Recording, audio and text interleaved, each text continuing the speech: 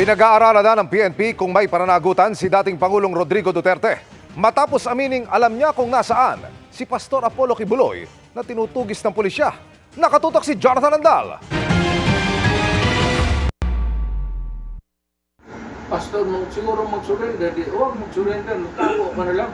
Pero kung tanungin mo kung saan si Pastor, alam ko kung saan si Pastor.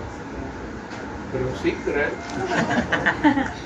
Pinag-aaralan na ng Philippine National Police ang pahayag na ito ni dating Pangulong Rodrigo Duterte kaugnay ng pinaarestong si Pastor Apollo Kibuloy na wanted sa mga kasong sexual abuse at human trafficking. Obviously, ang isang tao na alam na ang kinakokoonan ng isang wanted person may be held liable for obstruction of justice. But then again, papag-aralan muna po ng mga abogado po ng PNP if those statement may constitute obstruction of justice or just a simple words taken out of context. Gusto raw makuha muna ng PNP kay Duterte ang buong konteksto ng kanyang pahayag para malaman kung nagbibiro lang ito. Yung simpleng video lamang po ay this will constitute hearsay lang. Kailangan nating makausap sir kung sino yung mga kausap niya during that time. Ito ba ay sinabi niya parang just to tease yung mga kaharap niya o is just a joke lang po. Pero hindi nagbibiro niyan si Duterte ayon sa kanyang dating Executive Secretary na si Salvador Medjaldea. Sabay paalalang abogado rin ng Pangulo na pwedeng igiit ang attorney-client privilege o yung nagpuprotekta sa pagiging confidential ng napag-usapan ng isang abogado at kanyang kliyente.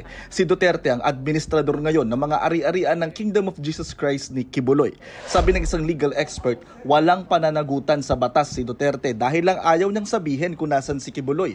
Hindi rin anya ito maituturing na obstruction of justice lalo't wala namang kaso at wala sa korte ang dating Pangulo.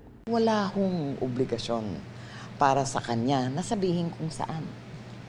Puwera na lang kung siya'y nautusan ng korte na sabihin. It's going to be a moral liability or a moral obligation. There is no legal obligation for him to say where Kibuloy is. But morally, because he is an ex-president.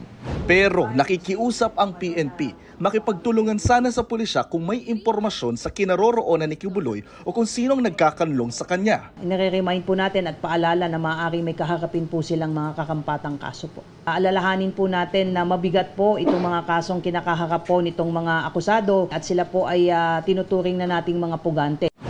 Para sa GMA Integrated News, Jonathan Andal, nakatutok 24 oras.